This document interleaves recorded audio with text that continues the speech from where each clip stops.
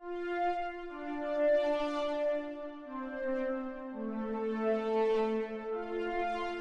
everyone, and welcome back to another episode of the SWW show.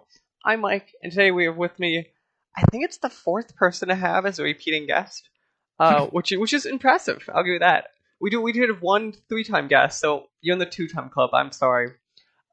We welcome back Steven to talk about Wavecrash. So, Steven, Hey, how's it going? first off, how are you doing on this Thursday evening over in Michigan? Yeah, I'm doing all right. We just got our first real snowfall of the year, so hopefully it doesn't get too much worse. I'm okay with a light dusting for the Christmas time. Makes it feel festive, but any more than that, and just starts to feel more of a hazard than a help. But no, I'm doing pretty good. I was gonna say, you live in Michigan. You do understand, like, you do get snow, right? You don't get this like light dust in that, like, people who are like, yeah, I live in Tennessee, I get like a light dust. The past last year's was pretty mild overall. Like the few years before that, it was bad, but like over last year, I don't remember it ever being like. I think I had to really shovel like once or twice. It was wasn't too bad. So it can vary, but yeah, it's more of just like the one time I really have to go anywhere is going to be this holiday time, and then after that, to be back to holding up in quarantine for like another few months. So it's just hoping I can survive like that drive, and then I'll be good. Oh, you think it's only gonna be a few more months? That's beautiful. I'm really glad there's still some people are optimistic in this world.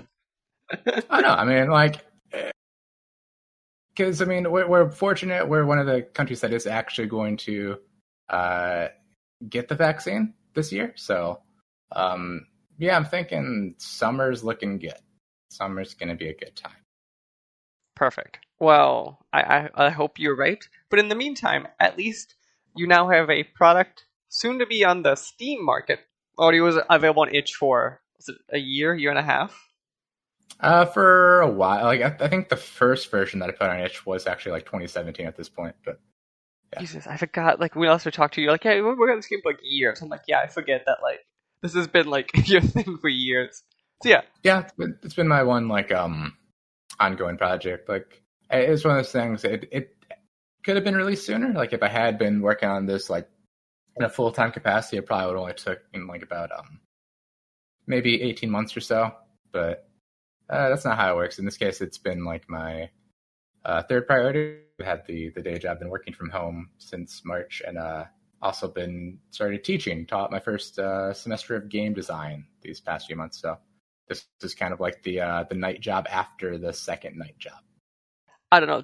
I like that. I like the idea because like I'm in that age too. It's always like this. You always have a thing. You're like I'm soon gonna be that teacher I had in college, aren't I? Where it's like you go there and you're like, yes, hi, I am person, and like I am also making indie game on the side. Please buy my indie game. Let me use this as an example of what great indie game design is.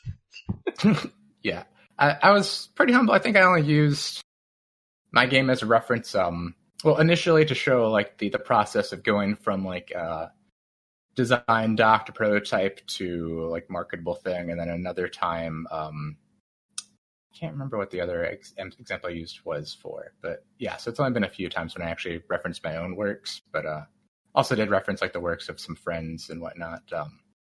And I referenced Sagebrush and Mage Quit a couple times, so it helps to have friends who do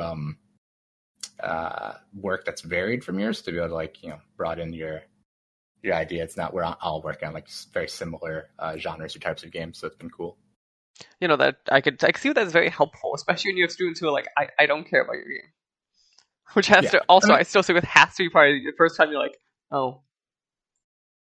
I mean, in this case, like the students are pretty receptive to most videos because like that's what they're there for. They're there to learn. I mean, the only time I've found like a crowd that like in general wasn't feeling it was kind of like when it's trying to or the one time when I did have a more mainstream streamer cover it, just through part of the Taco Bell indie game garage thing that I had won. So yeah, I got some time from like a larger name streamer, and they weren't feeling it just because it wasn't his normal, like he normally just does, like Halo custom matches and like stuff like that. So to jump into like a non-shooter game of any type wasn't really going to work out.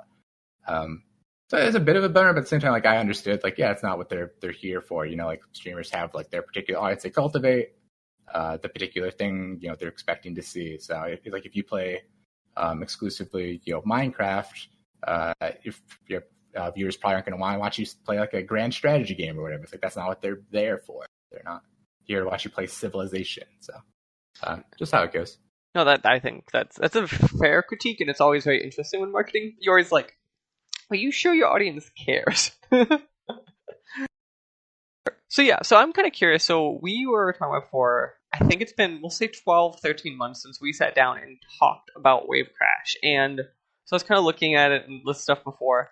I think at the time then, you had, I want to say it was like 6 fighters in the game, or like 5, something like that. I believe at that point, I can't remember the exact timeline. I believe it was 6 or 7 at that point.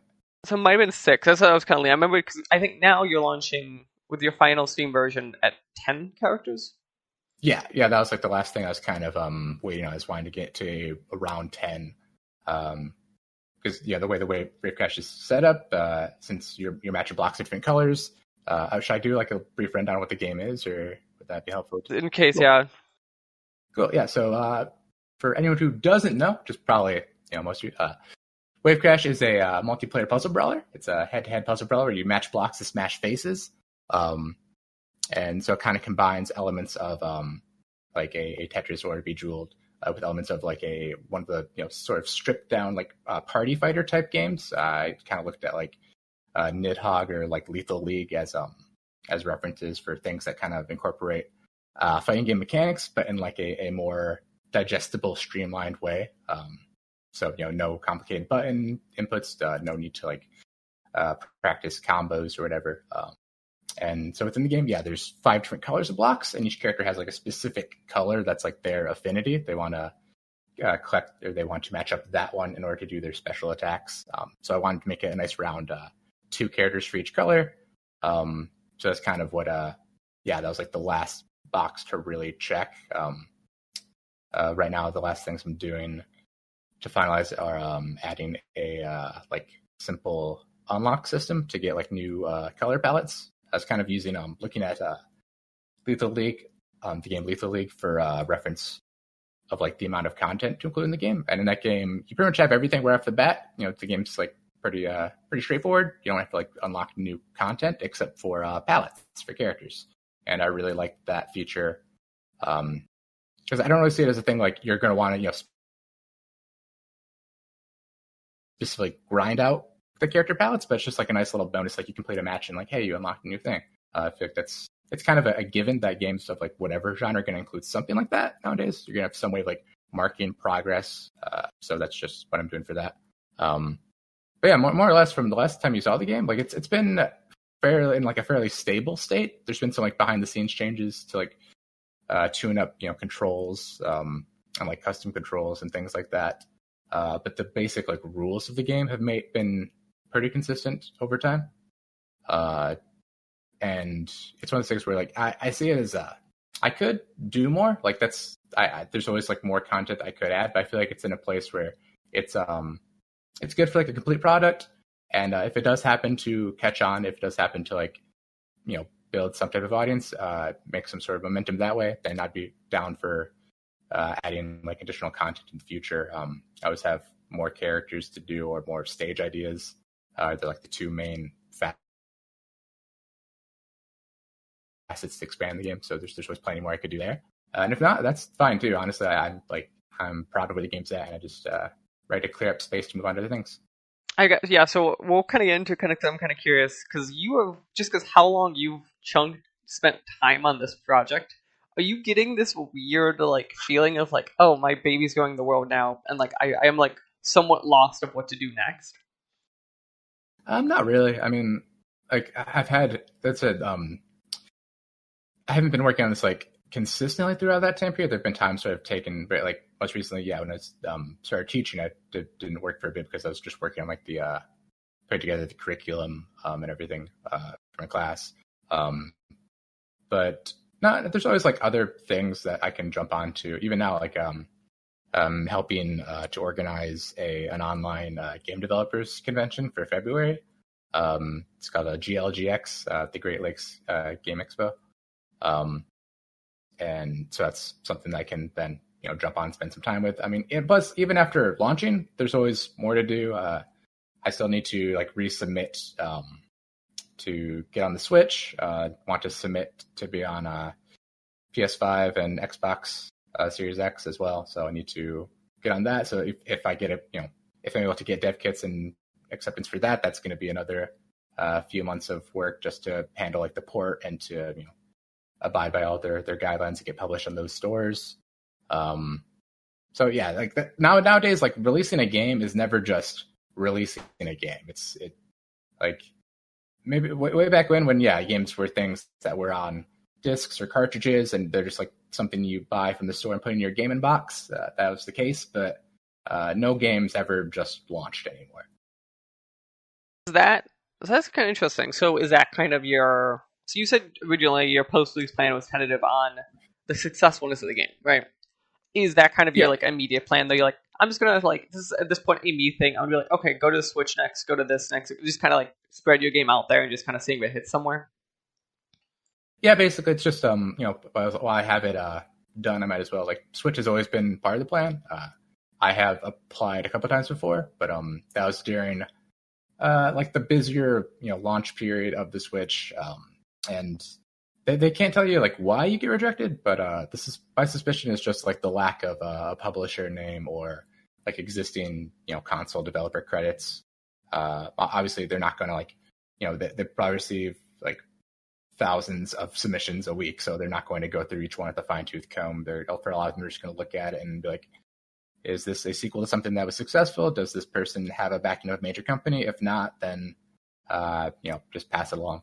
But now I think it's reached a point where it's the Switch has become like there've been enough saturation of the store where they're not necessarily as picky as they were, and it's been adopted well enough that they don't have to just kind of look for the established properties.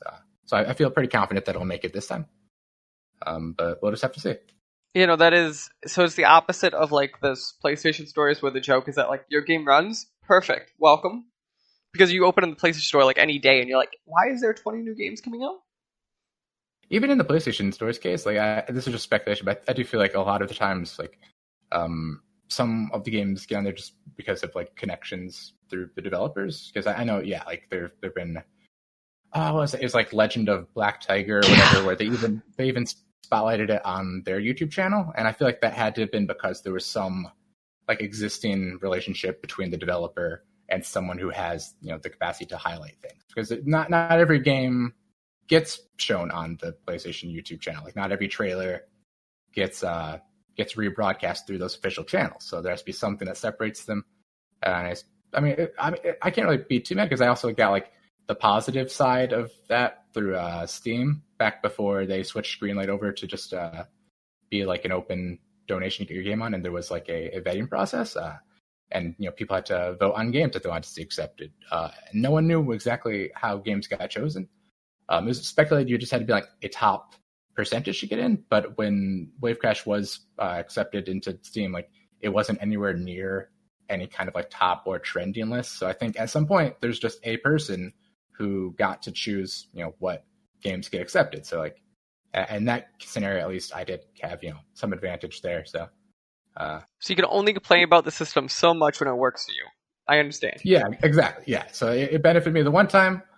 And in this case, not so much, but I feel like, this next time, just dust off my my pitch deck, and it should be good to go. Yeah, so I kind of want to talk about. So as we talk about when we talk, I will say there was 6 or 7, like you said, characters at the time, kind of. So that means you have a few new ones. Can we spotlight either what is one of your favorite characters? So, like I see, like I'm looking at your thing now, and like your 10th one you announced was like, okay, Hawk Justice, which is I like the name for the record a lot.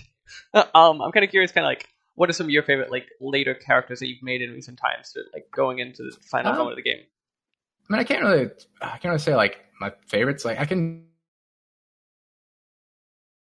do just and I can just do like a rundown in like reverse order of like what I liked about them. But yeah, as far as favorites, like if there's a character that I liked less, I just wouldn't do it that way. I guess is the thing. Like I don't know how other creators feel about it, but it's like I'm sure it's different if your game has like a huge roster. If you're making like a if you're making like Street Fighter 4 and you end up having like 40 characters in the game at the end of it, there probably are some that you just personally don't care for as much. But in this case, because like I'm the sole game designer, or if it's like a League of Legends where like you have different character designers, so like they have different responsibilities. So maybe you obviously prefer your characters over other people's. But in this case, no, I like all of them. Hawk Justice was cool because I always wanted a luchador character in the game I made. I've always been a fan of luchadors in video games. In Virtual Fighter 5, which is the one conventional fighting game that I was ever decent at, I played El Blaze. He was just really cool. He had a bunch of fun rush down and grapple moves, and he was very just very over the top and just had a cool style. El Fuerte in Street Fighter 4, who I didn't care for like gameplay wise so much, just because like to play El Fuerte at a high level is mostly about doing a lot of footsies. You're just doing like his like dash move like back and forth to try to like space out your opponent, and it just didn't look good. Like a fighting game character is basically just spending time like running back and forth in place just looked awkward to me. But so yeah, in my game Hawk Justice, he has every character in Wavecrash is defined by like their special like passive trait and then their active special attack. Hawk Justice's trait is close quarters. So when he attacks close to the opponent,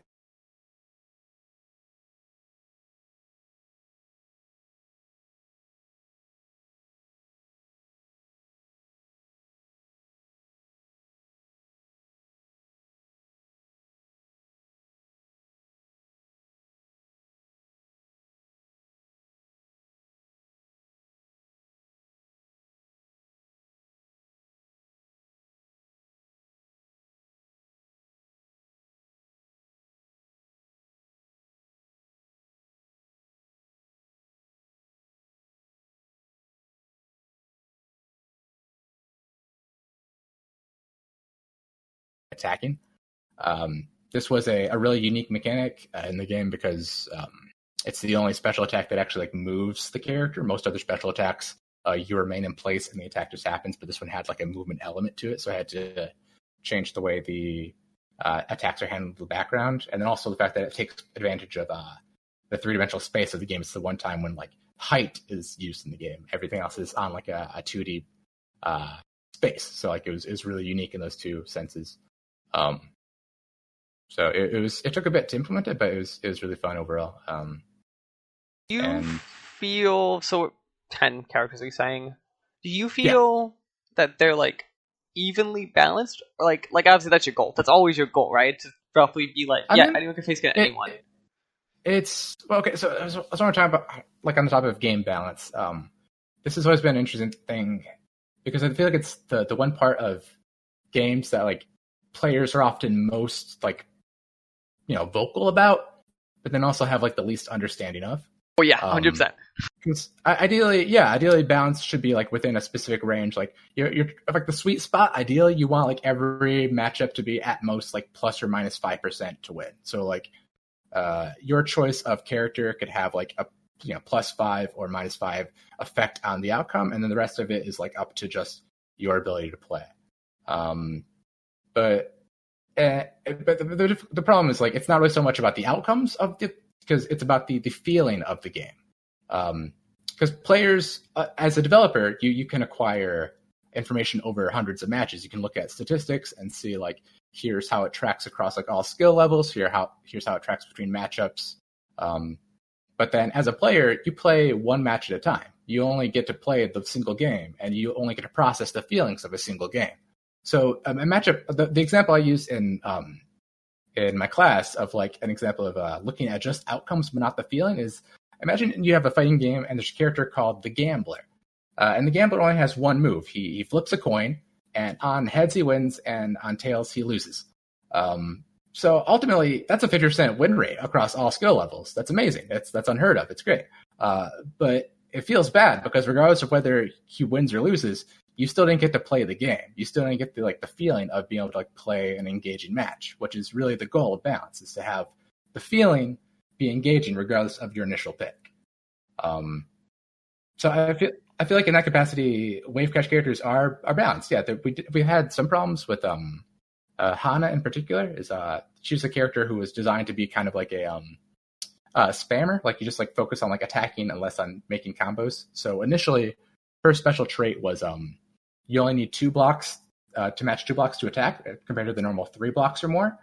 But her blocks would fall slower, so it encouraged you to move around more and attack with smaller groups. But I actually had some feedback from some people who were playing the game really hardcore, within their households, some college students who had to ban out Hana because they just realized she's just the best. She's just too good.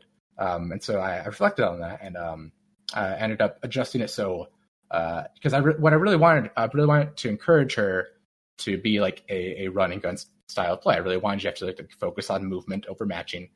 But the way they were finding to play it optimally was just to attack and focus on one part of the board, block out your opponent, and then move on. And so you wouldn't have to run around. It turns out her downside wasn't affecting her enough. So I adjusted it to instead be her blocks now fall much slower unless you're moving. So if you do stand still, you're going to have to wait for a few seconds at a time for another attack, which is a huge amount of time in the game. Compared to if you are constantly moving, it accelerates the speed of the blocks until they eventually can fall at a regular speed until you stop moving again. So it does, and I feel like that's had the proper effect of leaving her pout still feeling good to play. It still is an interesting play style to focus more on just a flurry of attacks rather than setting up things, but still bringing her in line with the other characters. It's very interesting. So I kind of jump back to what you kind of said about the flip of the coin, right? And I think one of the design principles I heard one time and I really love kind of on that even discussion of balancing your characters is every player hates a coin flip when they get tails. Or if the opponent gets heads. A player likes the randomness when they feel it gave them an advantage because inherently, mentally, you feel that you have the advantage when it comes to your favor. Well, I think it also depends on how the coin flip is represented. Because in this case, in my extreme case of the gamble, either way, even if it lands on you winning, you still didn't get to play. And ideally, most players, yeah, they do want to win, but they also want to play. You could think about it another way. If you made a game where you can either it's like a shooter, and it's you can either run and gun, try to get the most kills, or if you can stand in one place and not do anything. And and that can be just as effective. Some people do that, but it won't lead to a better game because they'll still get the win, but they won't feel as good because they didn't enjoy the win. I still didn't do anything to do this. I just didn't touch my controller. So I think an example I always think of is the XCOM percentages. A player always feels bad when they miss a 90% shot, but if they hit that 15% shot, they feel like a genius. Oh yeah, that's a big difference with that's a lot of the fun things you can do with single player games. Obviously, is that there's not another person on the other side to so at least there's a chance that 100% of the people playing the game can feel good about the outcome, which is it tends to be different from a multiplayer game where you have to try to get both people to have fun, which is way harder. But there is some randomness in Wavecrash, obviously, because the blocks that fall are random.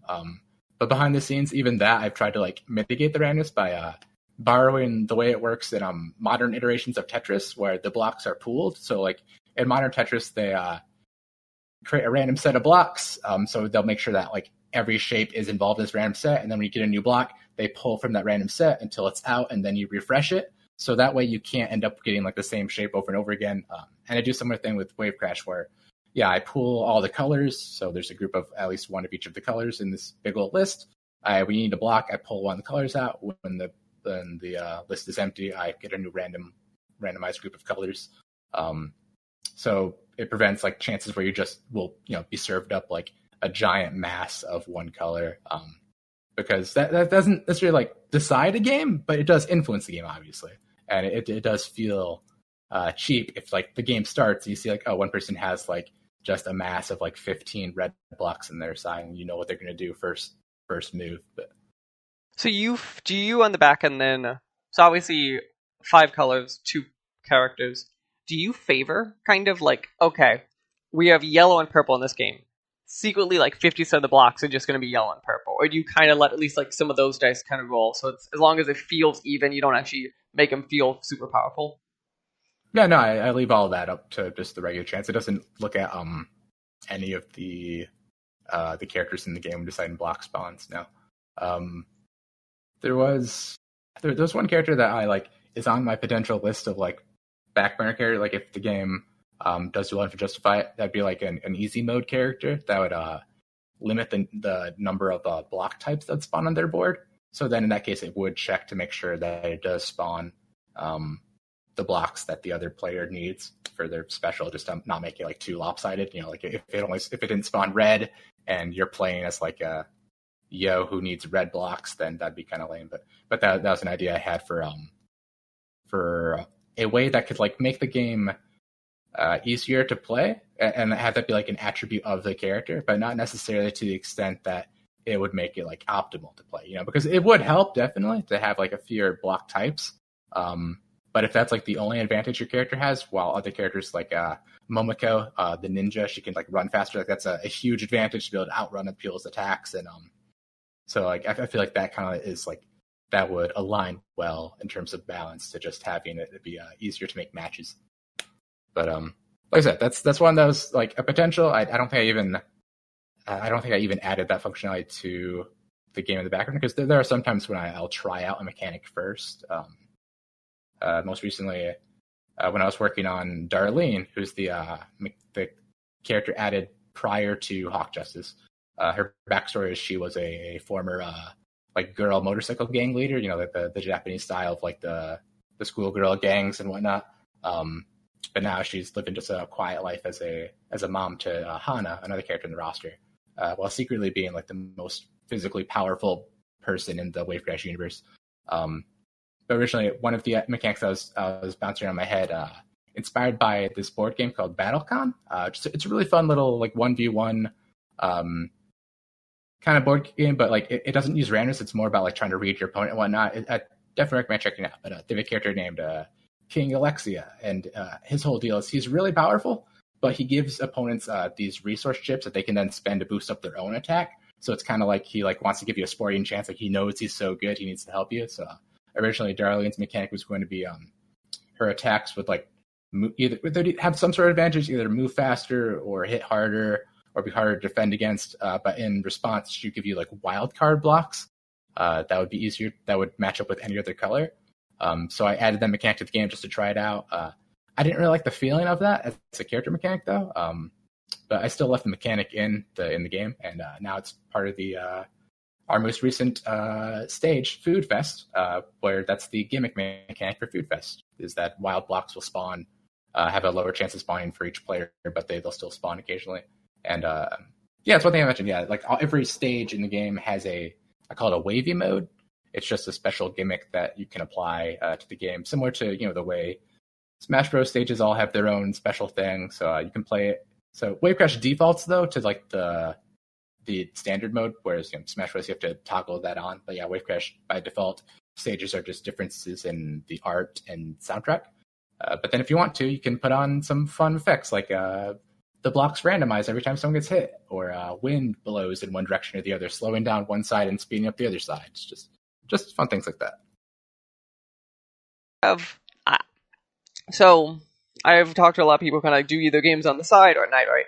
And I honestly think the more you talk about the game, the more I go, I think, especially because the amount of time into it, you definitely have you have thought of a lot of cases, and I feel that major comment is you definitely understand the market in which you are going for to sell this game.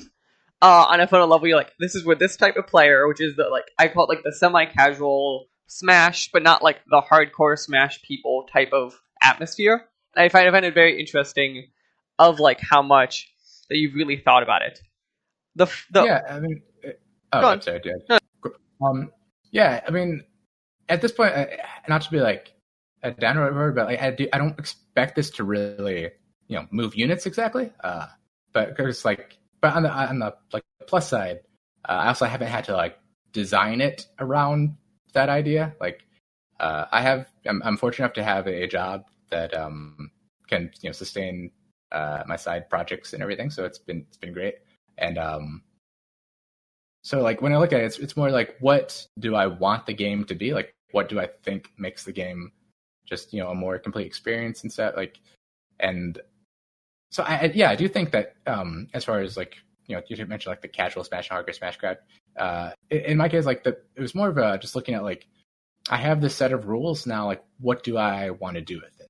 It's also the same idea behind the the creation of the characters. Is every character is like, what's something new and different I can make this game do?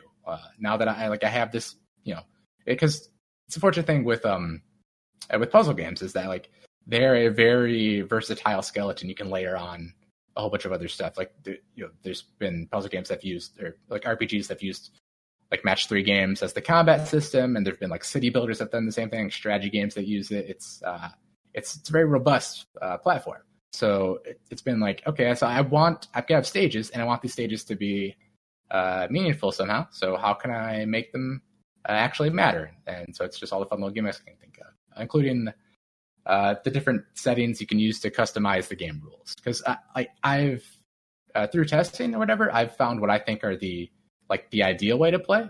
So the board size is set to 12 by 6 because through playing that's been like the right size to make the game both like manageable to read the whole board at one time while also giving you enough options. It's set to like 3 hits to win because that's been to me like the most satisfying amount. But I've also have settings where you can like shrink or scale up the board, or you can change the speed setting or change the time settings or the amount of hits to win. I added like a tag team mode because I noticed like obviously if you have more than 2 people, you want more people to be able to jump into the game. So that was a fun way to do it. And it gets super chaotic, and like if you're not well coordinated with your teammate, it can be a mess. But when it does gel, it works really nice, and it's cool to see.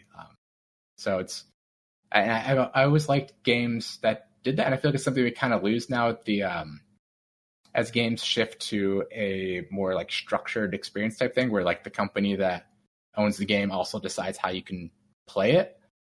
You kind of lose out on the fun of like being able to start up like a Halo custom match and be like, yo, it's 4 times speed and low gravity, and it's only gravity hammers. And like, but now it's just like, no, we have a playlist of curated modes, and you'll play one of those modes because like it's our product, and we want you to experience it the way we feel. And I think it's fun to let people like break things open. That is I think a good, clean way to close that. So if we were looking to go check out Wavecrash, where would we do that? Currently, if you want to check it out now, it's on itch.io. You can wavecrashgame.com will redirect you to the itch.io version. It's also on Steam for wishlisting. So you can just go to Steam, search for Wavecrash. I don't know, there's no like quick URL for that because they put it all behind the app IDs, but I'm sure you search and you'll find it. And yeah, I'm aiming to have this up there on January 14th because that's my birthday. It just feels like a good day to do that. So we shall see. I can't guarantee that it won't be delayed because I have to get it up in time for them to go through whatever review process they have. So it probably gives me like 2 weeks to like squeeze that in. But that is what I'm aiming for. Is January 14th. It'll be up there. Nice. Well, happy early birthday. I look forward to seeing the final version of Wavecraft. And then we could expect Wavecrash 2, I'd say 2025, based on your current speed. I mean, it's like the ideal dream would be someone finds this and is like, hey, and we want to publish this. Yeah, it's like, would you do a sequel? And then in that case, it'd probably be like 2 years. Yeah, but we'll see. Nice. Well, thanks again, Stephen, for taking time out of your evening, and go enjoy the rest of your evening and have a good weekend. Hey, thanks for having me. This episode is partially brought to you by the Humble Choice program. Did you know Humble Bundle has a great monthly subscription service that lets you get a ton of video games every single month? That's right, from plans range from $5 to $20 a month, you get a hold of a bunch of free games they have available to you. And you can use our code down in the description below to go and sign up. It would help our podcast and help you see what great games are available for you this month. Hello, everyone, and welcome back to another of these fun, now renamed SWW interview shows. I'm Mike. Sorry, that I sound like this. I have a cold. Not COVID, as far as you can tell, based on negative tests, but I have a cold, so I sound a little more nasally than usual. And today I have with me a special guest from, again, across the world. I've been doing a lot of these recently. Could you please tell us your name and the game we're here to talk about? Hi, I'm Timer Muller, and I'm the developer of Hyperventila, which is a space fantasy RPG, sort of retro-styled. And yeah, I'm happy to be on the show. Thank you. Thank you. Kind of to get us started, because I don't know, I was trying to search and I couldn't find it. What is kind of your background in game development? Have you done a lot of stuff before? Is this kind of like your first game? I've done modding before, so I would say this is very much my first game, yes, that I've built from the scratch up. That is Yeah. always the fun challenge of learning a lot all at the same time. Yeah, Because you're like, for sure. oh, it's game development. How hard could it be? What do you mean stuff broke? Well, so it's interesting because when I started this project, I really wanted to start small and I never expected it to scale up. And I'm sure that is a thing that a lot of game developers can relate to as well. But yeah, no, I never thought, I'm going to make a large open world game. It's just going to be basically a text adventure with some pictures here and there. So I have like your Steam page up on my second monitor. I see very little text for a text adventure game. Exactly. That's because it's not going to be a text adventure game. No, like right now it's going to be more like a Mass Effect style RPG. You'll be able to travel to different worlds. You'll be able to essentially talk to players, or not players, like NPCs. And as the player, you will be able to essentially gather lots and lots of quests and lots of influence in this galaxy. And it's not as much about like the skill tree, but it is going to be more in depth than just a text adventure. So to clarify that, you're for all intents and purposes the sole developer on this game, or do you have like a small team helping you, even like some pieces of it? Okay, so no, I am pretty much the sole developer. I know there are certain things I'm not very good at. So I have, for instance, I've got a person that developed the music. Actually, it's a group that developed the music that I have permission to use. When it comes to like sound design, again, I'm not exactly an expert in these areas. So that is where I'm probably going to be looking for more like online repositories and also people who are better than me. But apart from that, the programming aspect, which was the aspect I didn't actually know at all when I started on this project, I'm handling entirely on my own. The asset creation is basically the part where I thought I'd be able to do it.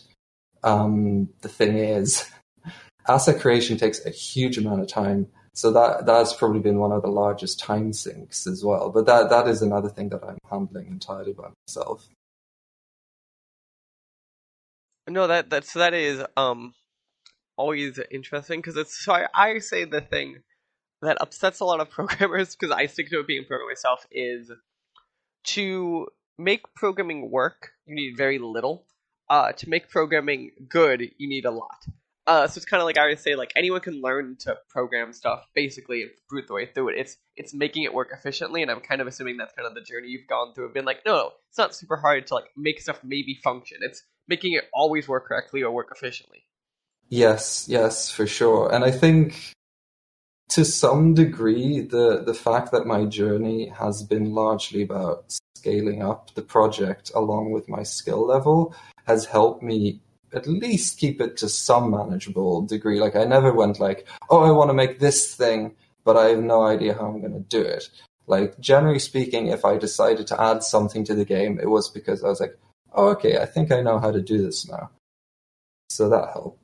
That's definitely very helpful of kind of keeping. It's funny because I wonder if that helped you keep stuff like scope and feature creep down because you're like, okay, I'm only pushing to the thing that I only. So like you may be like, here's the system I want, but I can only do a system that I almost know how to do. So I only have to learn so much versus being like, here's a system I have no clue how to conquer. Let's spend 10 days trying to figure out how to even start this.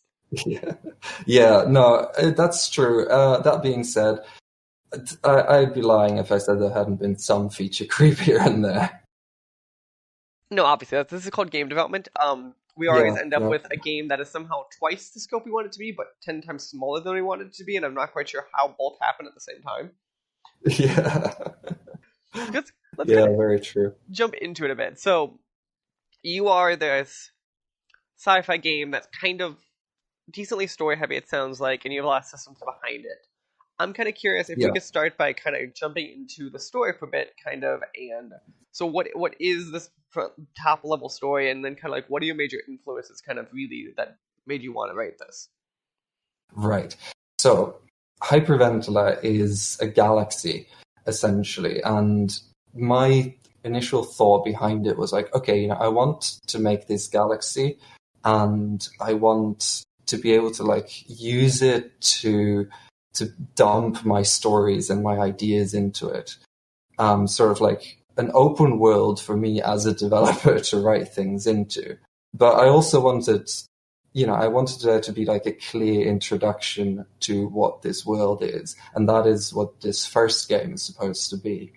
I'm not saying there are going to be more games. I don't know yet. Let's see how this goes. But that is sort of my line of thinking. So Hyperventila is a space fantasy RPG. So it's not pure hardcore science fiction. It has lots of fantastical elements. It'll be a bit comical here and there. If you're familiar with the works of Terry Pratchett or Douglas Adams, Hitchhiker's Guide to the Galaxy, those I would say are my main inspirations for Hyperventila. And like the backstory of Hyperventila, how it started, is it actually came from a series of short stories that I wrote, like fantasy, pure fantasy short stories set in the land of Meekamwood, and I uploaded these to YouTube a few years back, and then at some point I had the idea of, okay, what if I took this fantasy world and like put it in way into the future where they have like spaceships and whatnot, and it took a few years for me to get there, but eventually I followed through on this idea. And so basically, back to the main story. So Hyperventila, it's like you're the captain of a small cargo vessel in this large open world, relatively not very successful as a captain. But then you find yourself at the center of this time travel incident that may change the entire galaxy. So as the game starts, what actually is you start in the past. So in the past, there are these wizards. They're conducting this bizarre experiment that goes wrong, and they end up thrusting themselves 2,000 years into the future. And as it so happens, due to various plot reasons, like I'm not going to go into it in too much detail, but due to various plot reasons, where the captain that you are in the game is right then and there, they sort of link these two time periods, and the wizards get thrust into the future, and then you as the captain have to deal with these wizards and just be like, okay, what the hell is going on here? And basically from that point on, everything in the story will react not as much to you, the rather insignificant captain, but the fact that you have these wizards on board your ship that nobody understands how they do the things they do, and like it will sort of create this ripple in the politics and the reality of the Hyperventila galaxy. That is I think it's a very interesting twist. So like inherently I think when I expect to hear like a sci-fi story, I always feel like I think in modern times people pull from stuff either Star Wars or like in video games people pull from Mass Effect a lot. So I find it interesting Oh that yeah, your twist tends to be, again, as you said, a little more rooted in, I think it's a little more rooted in fantasy meets sci-fi than like being sci-fi being your foundation of it. Yeah, yeah. To you then, is sci-fi then kind of like a good vessel for your message versus being like a fantasy thing? And I assume because it gives you different constraints of like ships and stuff versus like when you think fantasy, we think like Middle Earth or like limited technology or stuff like that. Exactly. Like when I think fantasy, I think a point where people couldn't quite explain everything through science, so they just went through a reaction, sort of like putting one reaction to whatever looks like caused it, like a cause and effect kind of thing. So they're like, okay, this is how that works, and then they kind of develop things from there. And they don't fully understand how all of this works, but they somehow manage to create these incredible magical devices and spells and conjure like weird materials and creatures out of this. And that's sort of my idea of fantasy. And then my idea of the future in this particular world is they have figured out how everything works. So fantasy, like the fantasy aspect, the magical aspect, isn't quite as relevant anymore. And therefore, quite a lot of that is also lost. So a lot of the spells and the magic that may have been used in the past, like 2,000 years in the past, has been lost in history. So when that not understanding how the universe works, but knowing how to do very specific, weird, magical things meets, we do understand how the universe works, but we haven't really investigated all this magical stuff from the past, really, because, at some point it just became irrelevant. Like that clash is going to create, is Hyperventila. That is the game. So interesting to me that the way you kind of view this so it reminds me of there's this like kind of this joke always that people hear that like if aliens never appear, religion is dead, and it kind of reminds me of that kind of like this old magic way. It's almost like the religion in like a more sense of like, but it does something directly seen versus science being this technology and emergingness of it. I find that very interesting, though it feels like you're naturally balancing the two or trying to have them fight each other. It is going to be.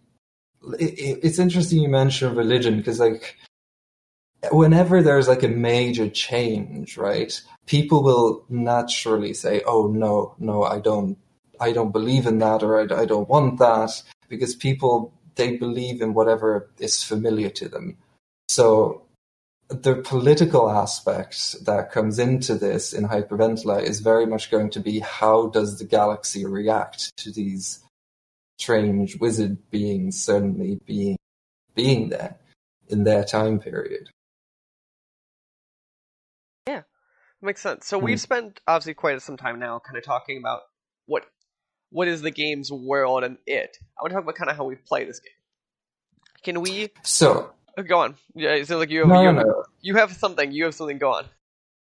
No, so for how you play the game is, like, to me, it's not necessarily the most important part, because if I could choose exactly how to make this game work the way, if I could, pick, this is, exactly the gameplay mechanics I want, and this is exactly the kind of graphical style I want, and this is, exactly the technical foundation I'd want for this game, or even just okay, this is the game engine I want to use, I probably wouldn't be able to do that. Even if I had the technical skill, I still wouldn't be able to do it all on my own.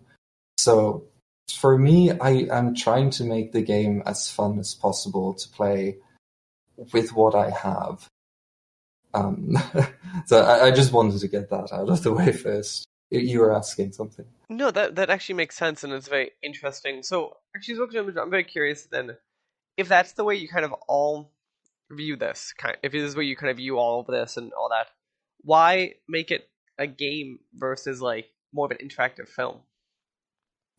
Oh, because that is very much what I wanted to make. I did know I wanted to make a game where you have branching storylines and where you can influence the choices, like you can essentially steer the direction of the story. Because on the one hand, okay, yes, you can probably create a more solid experience if you make it a film or if you make it like a book. But the problem is you lose that aspect of being able to feel like you have an effect on the universe, right? On that galaxy. And that is very much the thing I wanted to do with Hyperventila. I wanted to make it so that you could actually choose whether, okay, these wizards, they're there on your ship. What do I want to do with them? Do I want to actually help them out? Do I want to just abuse them? like get them to use their powers to enhance me? Like, do I want to use them to influence a particular faction within the game? Or do I basically just want to get rid of them as fast as possible?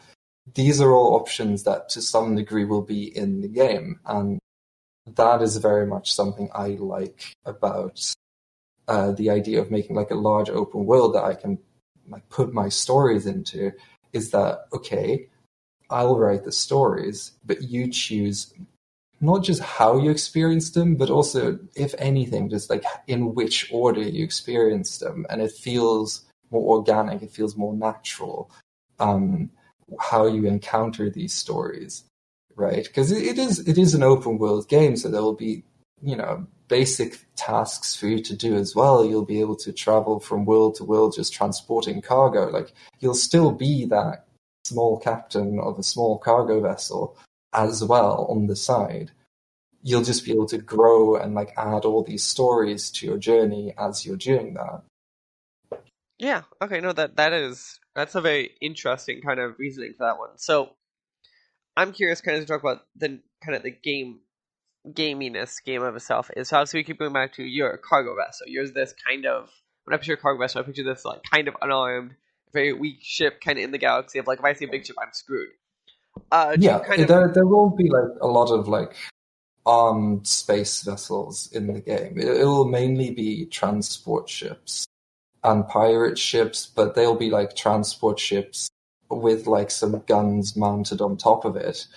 But yeah, most of the ships are not warships or anything. I was going to ask then, so kind of, what is the level of control you kind of give the player over this ship? Kind of, can they go customize some more? Is it the ship you give them? Do they have piloting on it? Kind of what is, to the player, how personal is this cargo vessel? I would say you can personalize it quite a bit. I mean, not only can you actually buy different ships, like I mentioned, you can mount different weapons and attachments to your ship. Your ship also acts as your inventory. You can put cargo in your cargo bay anywhere within the ship. Obviously, you can steer your ship around. You can fly it anywhere in the galaxy. You can navigate within a local system. You can fly it around. You have this sort of basic Newtonian physics that allow you to, like asteroids. Think of the game Asteroids, where you move your ship around like that. Those types of physics, that is the level of control you'll have on your ship. Then you'll be able to jump from system to system as well. On top of that, like I said, customization, you'll be able to name your ship when you start the game. When you buy a new ship, you'll also be able to name your new ship. So I hope that answers your question. It definitely does. It's very interesting that kind of balance there, especially you being, as we go back to mostly a one-man army. It's always this game of how important is this? Do I really have to spend time? How much do players care? That's true. I think the way it started was I was going to have the spaceships that you could move around from planet to planet, and then you would basically, everything you do there would just be through text. So you'd basically end up in a planet or a station, and you'd be able to okay, I want to visit this planet, or I want to scan this planet. And then everything that happened from that point on would just be in a text box. At some point, I figured out, it'd be cool if you could at least dock to a station or something. You can manually dock to the station, because you have that that physics aspect where you sort of move and you glide through space, right? So I was like, okay, it'd be cool if you could have that sort of docking mechanic. At some point from that point on, I went like, oh, it'd be cool if, you could actually visit the station and you could go inside your ship. And that was like in the early days of development when I was like, okay, I think I can do this now, but let's change like the scope of the game a little so I know what I'm getting into. And that's what you can do now. Now you can visit your ship, like the interior of your ship, as well as, pilot the outside of your ship. You can dock it to a station, then you can go inside your ship and then go inside the station, as well as if you go to a planet, you'll actually land on the planet, you'll see your ship land on the planet, and your little player character will just walk around. You can control your player character as well, obviously, like you don't... There's like very little predetermined in terms of where you can go and where you can go. There's so much there I feel like could be unpacked. One of the things I'm kind of curious, kind of looking at it then. So obviously you said there's some level of plane exploration and kind of going through that one. If you had to pick, and I know I'm gonna make you pick your favorite child here. What is kind of like of the planets in the game? Is there one that's like really your favorite or stands out to you? Well, I would say that it's probably the moon. Like one of the moons is basically just this little colony, and outside, like the moment you arrive there, there's already like this little weird signal that pops up, and there's like this weird trade deal going down on the outskirts of the colony. And like also with the music that I mentioned, the music Arbor Noir, it's a German group that made the music. Like it adds so much atmosphere to this moon where you kind of feel like it's just, it is a very lonely place. And I really like that. Like I think I nailed the atmosphere on that moon. Wow, that's interesting. I feel like moons are very much one of those that like either very iconic or you have the thing being like it feels like our moon. Like it's very much like it's always that fight there. So now that we're kind of talking, so as we're talking, it is January 5th. The game right now, Yeah. it says on your Steam page, and I'm going to see if you're sticking to it, is you're launching to early access on February 2nd? Yeah, so right now, start of February is my goal for launching the first game. So the first part of the game. So the first part of the game is basically going to be the multiplayer. The reason for this is I do need to keep developing the game for another 6 months at least, just to get like the single player ready, to get some feedback on the multiplayer at some point on the single player as well. And right now I'm just like, I've postponed the release date for this game like 2 or 3 times already. So I'm like, nope, I'm not doing that again. I actually need to release something.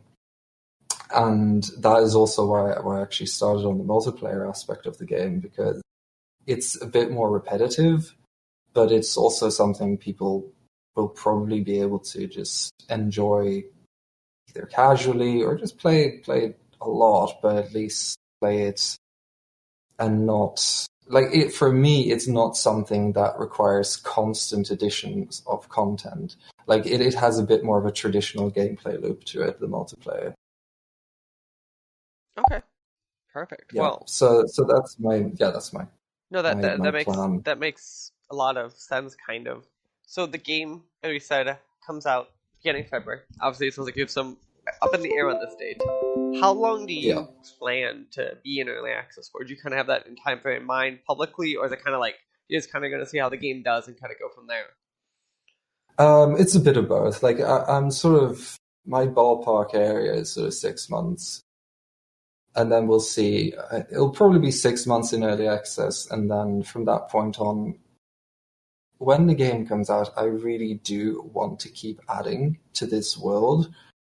So I wouldn't necessarily say that the game will be completely done at that point. Like the main storyline will be done, and the game will be fully playable. But I still want to stick to my original idea of having this large open world where I can just write in stories and like create side quests and just I'm not even sure if it's going to be DLC or if I'll just put it in as an update. Like for me, it's just as important that I can keep adding to this world as it is for me that the players are happy with what they have.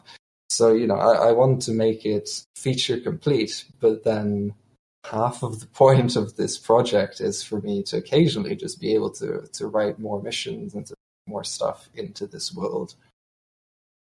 Okay, great. And then one last question. I know currency is always fun. What is kind of the current goal price for the game as it comes out in early access? I would say, right now I've set it at about $10. Okay. So 10, Yeah. I assume that's 10 US dollars or 10 pounds, and then it translates from there. Yes, $10, and it sort of translates from there. Yeah. I think I did add what do you call that? A launch discount on Steam. So because it's early access, I do understand that people have some mistrust when it comes to early access.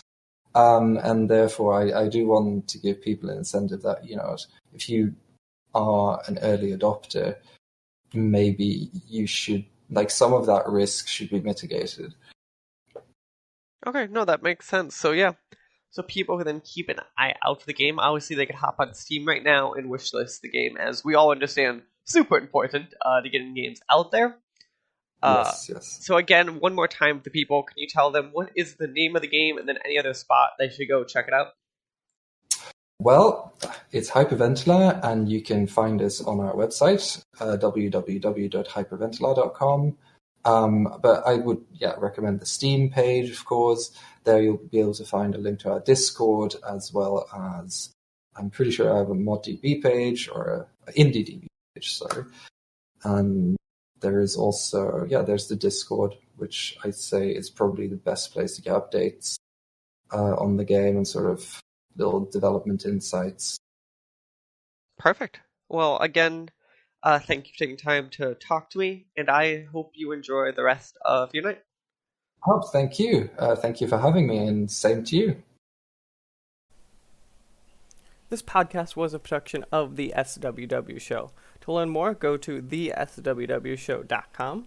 Remember, you can follow the show on Twitter at the SWW Show. You can follow me at Mikey_Maroney. You can follow AJ at LowSeatBoy. Remember, new episodes premiere on Friday, 9 a.m. Central Time on anchor.fm/SWW and podcast services around the globe.